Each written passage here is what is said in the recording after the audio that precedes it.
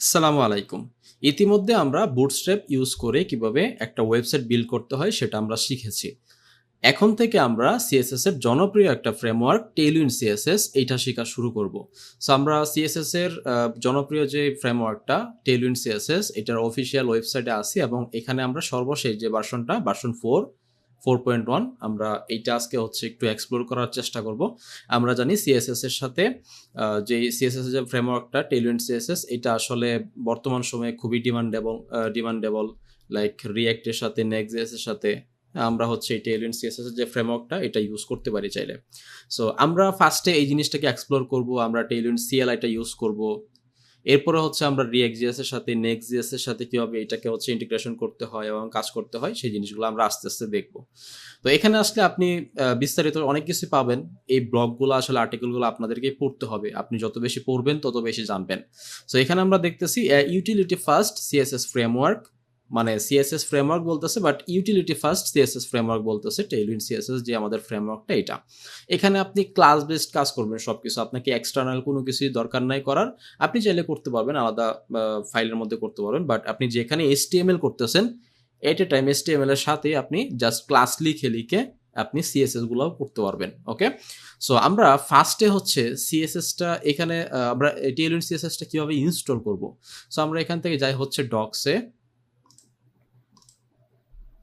ডক্সে আসার পর এখানে আপনি ইনস্টলেশন পাবেন। ইনস্টলেশনের মধ্যে আপনি বাইট ইউজ করে হচ্ছে সিএসএস এই টেইলউইন্ড সিএসএস ফ্রেমওয়ার্কটাকে হচ্ছে ইনস্টল করতে পারবেন। ইউজিং পোস্ট সিএসএস করতে পারবেন, টেইলউইন্ড সিএলআই দিয়েও করতে পারবেন। আমরা হচ্ছে এখান থেকে বাইট দিয়ে পরে করব। আপনি যদি জাস্ট হচ্ছে টেস্টিং পারপাসে করতে চান আপনি প্লেসিডিয়ান দিয়েও করতে পারেন। জাস্ট হচ্ছে এই যে লিঙ্কটা আছে এই লিঙ্কটা যদি আপনি হেডের মধ্যে বসায় দেন তাহলেই এই টেইলউইন্ড সিএসএসটা আপনার প্রজেক্টের সাথে কানেক্ট হয়ে যাবে। আর এখানে ফ্রেমওয়ার্ক গাইডের মধ্যে যদি আসেন আপনি নেক্সট.জেএস এর সাথে কিভাবে করবেন এটা আমরা নেক্সটে দেখব। মানে আমরা হচ্ছে নেক্সট.জেএস নিয়ে অলরেডি হচ্ছে ভিডিওগুলো দিয়েছি, আপনারা সেগুলো দেখছেন, বাট সেখানে বুটস্ট্র্যাপ ছিল।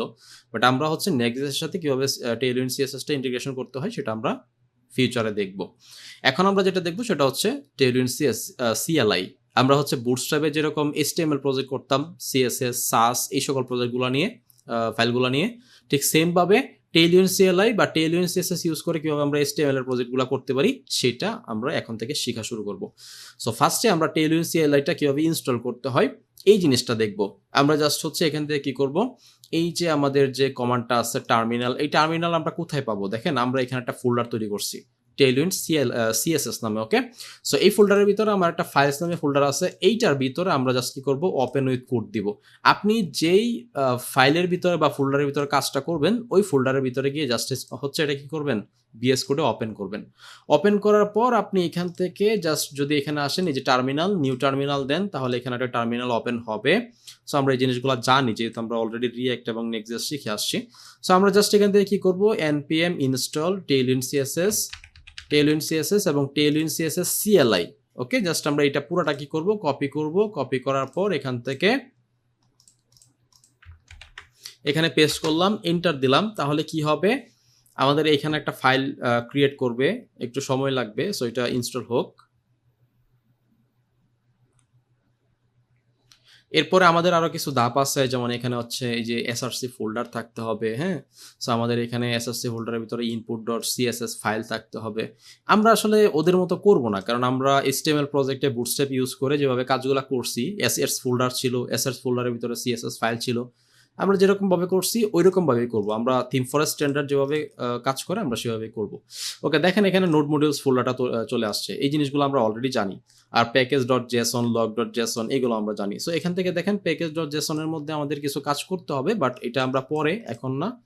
আমরা এখন যেটা করব, আমাদের এইটা যেহেতু কমপ্লিট, এখানে এসআরসি ফোল্ডারের ভিতরে input.css একটা ফাইল ক্রিয়েট করতে বলতেছে, ওই জায়গাটার মধ্যে ইম্পোর্ট করতে বলতেছে হচ্ছে টেইলউইন্ড সিএসএস। টেইলউইন্ড সিএসএসটা কেন ইম্পোর্ট করব, কারণ টেইলউইন্ড সিএসএস এর ইনবিল্ট যত ক্লাসেস আছে আমরা প্রত্যেকটা ক্লাস যদি আমাদের অ্যাক্সেস করার প্রয়োজন হয় তাহলে অবশ্যই আমাদের এটাকে ইম্পোর্ট করতে হবে, না হলে তো আমরা টেইলউইন্ড সিএসএসটাকে পাবো না। এখন আমরা এখানে ফাইল ফোল্ডারটা কিভাবে সাজাবো সেটা আমরা একটু দেখি। সো আমরা এখানে জাস্ট হচ্ছে কি করব, একটা index.html ফাইল তৈরি করব রুট ফোল্ডারে। index.html, এখানে আমরা হচ্ছে html এর বয়লার প্লেটটা নিয়ে নেই। ওকে, জাস্ট আমরা এখানে লিখলাম হচ্ছে টেইলউইন্ড সিএসএস। আচ্ছা, এখন এইখানে আমরা একটা অ্যাসেটস ফোল্ডার তৈরি করব। অ্যাসেটস, এই অ্যাসেটস ফোল্ডারের ভিতরে আমরা একটা ফাইল তৈরি করব সিএসএস। এই সিএসএস ফোল্ডারের ভিতরে আমাদের হচ্ছে যেই সিএসএস ফাইলটা তারা ক্রিয়েট করতে বলতেছে এখানে, এই যে ইনপুট ডট সিএসএস, আপনি ইনপুট ডট সিএসএস এ ওইটা হচ্ছে তৈরি করতে পারেন, অথবা হচ্ছে স্টাইল ডট সিএসএস নামে হচ্ছে আপনি তৈরি করতে পারবেন। বাট আমরা এখান থেকে ইনপুট ডট সিএসএস নামেই তৈরি করব, সমস্যা নাই। জাস্ট আমরা এটাকে হচ্ছে এখান থেকে ফাইলের একটা নাম দিলাম। আর অ্যাসেটস এর ভিতরে আপনি চাইলে আদার্স যে ফাইলগুলো দরকার, যেমন ইমেজেস ফাইল দরকার, তারপরে হচ্ছে আমাদের আর কি ফাইল দরকার, আমাদের এখানে হচ্ছে স্ক্রিপ্টের জন্য স্ক্রিপ্ট ফাইল দরকার, রাইট?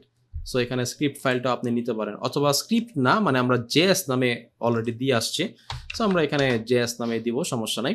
এখন এই সিএসএস এর ভিতরে যে আমাদের ইনপুট ডট সিএসএস আছে, এইটার ভিতরে আমরা কি করব, এইটাকে ইম্পোর্ট করব।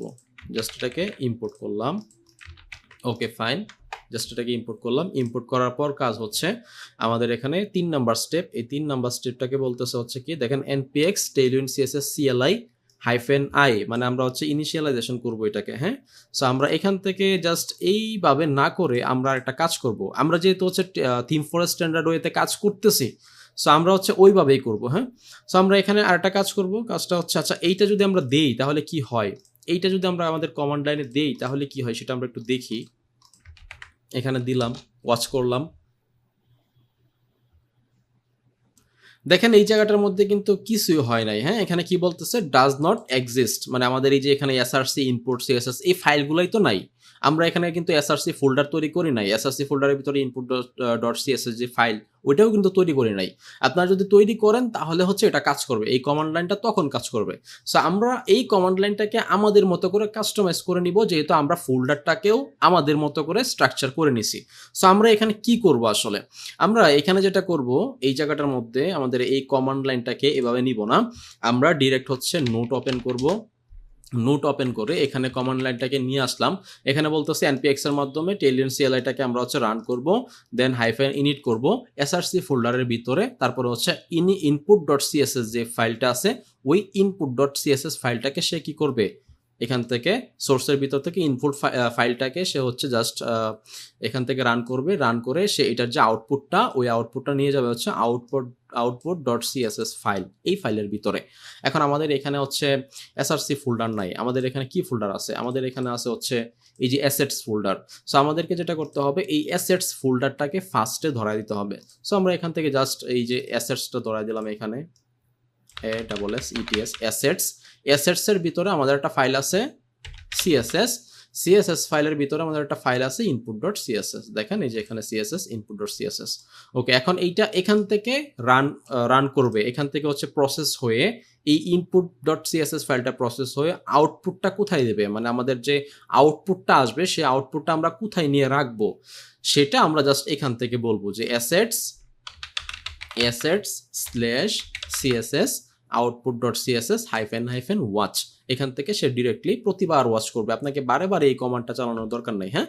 সো এই কমান্ডটা জাস্ট আমরা কপি করলাম, কপি করার পর এখন যদি আমরা দেই, দেখেন এখানে কিন্তু ডান লেখা আসছে, হ্যাঁ। এবং এই সাথে সাথে আপনি দেখতে পারতেছেন এখানে সিএসএস ফোল্ডারের ভিতরে output.css একটা ফাইল তৈরি হয়ে গেছে, এখানেই আপনার সকল ফাইলগুলো আসবে, আপনি যা কিছু লিখবেন সবকিছু আপনার এই output.css ফাইলের মধ্যেই আসবে। এখন আমি এই index.html ফাইলটাকে রান করি,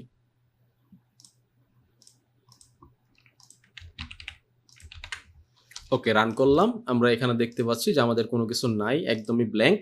আমরা যদি এখানে একটা ট্যাগ নেই লাইক h1 hello world, দেখেন এটা কিন্তু আসছে, হ্যাঁ। এখন আমরা এইখানে চাইলে কি করতে পারবো, এখানে চাইলে আমরা tailwind css এর বিভিন্ন যে সকল ক্লাস, আমরা ওই ক্লাসগুলা কিন্তু এখানে বলতে পারবো। লাইক আমি যদি এখানে বলি হচ্ছে টেক্সট 7 এক্সেল, হ্যাঁ, তাহলে আমাদের এখান থেকে এটার ফন্ট সাইজটা বড় হবে, কিন্তু কেন হয় নাই, কারণ হচ্ছে আমরা tailwind css-টাকে রান করছি, ওয়াচ করতেছি, এটা output.css ফাইলে নিচ্ছি, বাট আমাদের index.html ফাইলের সাথে তো output.css ফাইলের কোনো কানেকশন নাই, যে কারণে আমাদের এই css-টা এখানে পায় নাই। সো আমরা জাস্ট সিম্পলি এখানে কি করব, css স্টাইল লিখব, আমরা এখানে আচ্ছা স্টাইল ট্যাগ না, আমরা জাস্ট হচ্ছে সরাসরি এখানে আমাদের যে input.css-টা আছে, এই input.css এর যে আউটপুটটা আছে ওইটাকে জাস্ট হচ্ছে আমরা এখানে নিয়ে আসবো, এই আউটপুট ডট সিএসএস এর মধ্যে অলরেডি আসতেছে। সো আমরা জাস্ট হচ্ছে এই আউটপুট ডট সিএসএস এর যে ফাইলটা এটাকে আমরা ইনডেক্স ডট এইচটিএমএল ফাইলের সাথে লিঙ্ক করায় দিব। সো আমাদের এখানে জাস্ট হচ্ছে লিঙ্ক একটা নিতে হবে।